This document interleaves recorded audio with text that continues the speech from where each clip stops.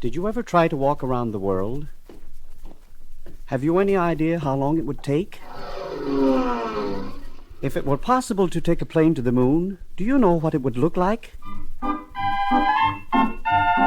In what way is our Earth like a merry-go-round?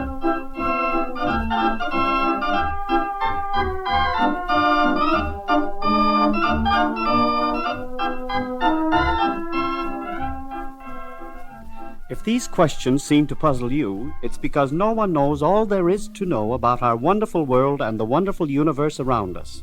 Even our greatest scientists don't know all about it. But they keep trying to learn, and they learn more every day. My daughter Jane is only a little girl, but she's curious too. She's always asking questions, even last week on a very special day. Happy birthday to you. Happy birthday to you. Happy birthday, dear Jane. Happy birthday to you. It was Jane's birthday, and everybody was there, including her favorite Uncle Bill, who is a professor of science. I suppose he was the one who started it. At least it was the present he gave her that started Jane asking questions. After all the guests had left, and Jane was sitting in the living room with her Uncle Bill and me. Oh, it was the most wonderful party, and I got the most wonderful presents. I'm glad you liked them, Jane. I did, Uncle Bill. I loved them, but... But what? But I like your present best. What is it? You asked for that, Bill. I told you she wasn't old enough to understand it. Oh, yes, she is. All she needs is a little explanation. But what is it? It's a model of the sun and the planets. It shows the position of the Earth, the sun, and the other planets. Well, which is the Earth? That's it, right there. Oh, it looks so tiny. I guess it does look tiny when you see it in the middle of all that space. But compared to the size of a human being, it's a pretty big place. How big? Well, suppose you started to take a walk on your 7th birthday. If you walked 6 hours every day, and you started to walk around the Earth, how long do you think you'd walk? Goodness, I don't know. Well, you'd walk and you'd walk. 1 year. You'd keep on walking. 2 years. But you still wouldn't be finished. You'd go right on walking. 3 years. Even if you kept on walking all that time, you'd be more than 10 years old before you came back to the place where you started. Now, do you have some idea of how big the Earth is? Oh, yes, Uncle Bill. The Earth must be the biggest thing ever.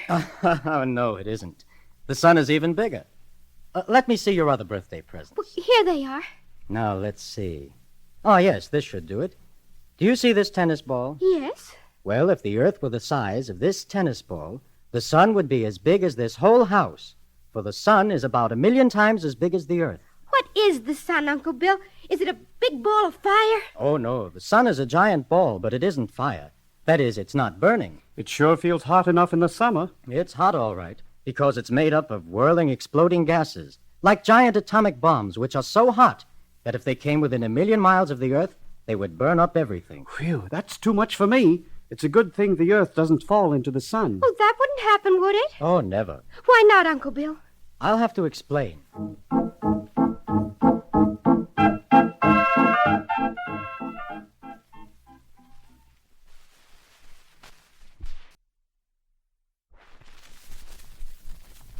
Put a penny in this scale and weigh yourself, Jane.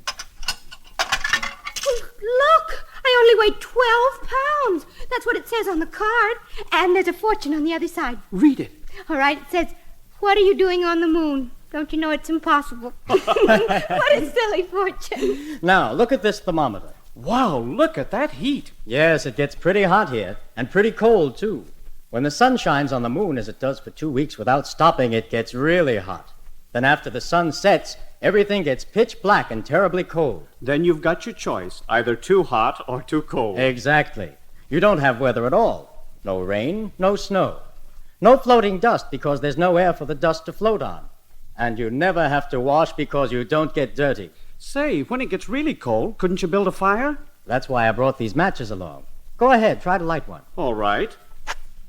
That one didn't seem to work. I'll try another. That one didn't work either. I'll try once more. Don't bother. None of them will work. What is this, a joke? Are they fake matches? No, there's nothing wrong with the matches. Then why didn't they light? You can't light a match because there's no air for the match to burn in. That's right. I forgot. You can't burn anything without air. Oh, look. What is it, Jane? Look up there in the sky. Isn't it beautiful? Why, it's our good old world. Yes, that's the Earth, all right. It looks so beautiful shining in a black sky.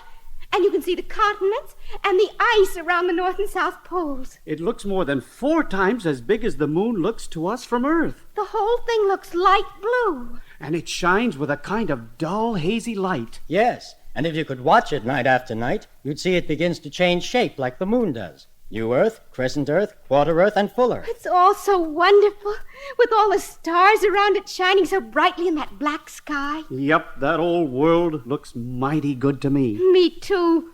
I don't like being here on this old moon. I'd like to be back on Earth. All right, let's go back. Here we are at the spaceship. Let's get in. Good. I'm a man who likes his comfort. And speaking of comfort, let's get back to Earth. Okay, we're on our way.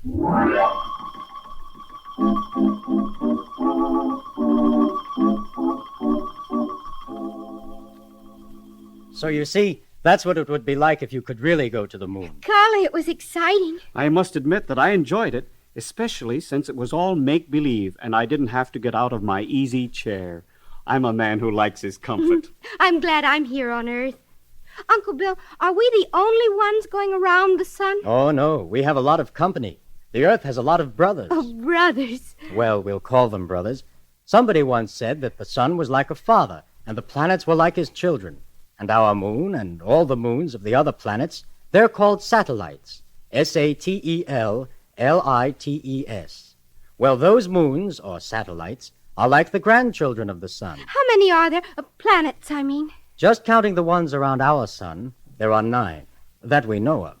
Their names are Mercury, Venus, Earth, Mars, Jupiter, Saturn, Uranus, Neptune, and Pluto. Just think, all those planets going around the sun. Makes me feel awfully small. We are all small, all of us. Very, very small, compared to the wondrous wide space around us. There must be so many things to learn about the sky and the stars and the planets. Yes, and we're learning every day, all of us. From little girls and boys to the greatest scientists of our world. Space. The sky and the stars and planets in it is a wide and endless frontier, just waiting for the pioneers of the future. We may never conquer it, but we try to learn about it. And we keep trying every day, every minute of our lives, trying to learn about the wonderful wonderland beyond the clouds, beyond the sun, in the far-off corners of the endless sky.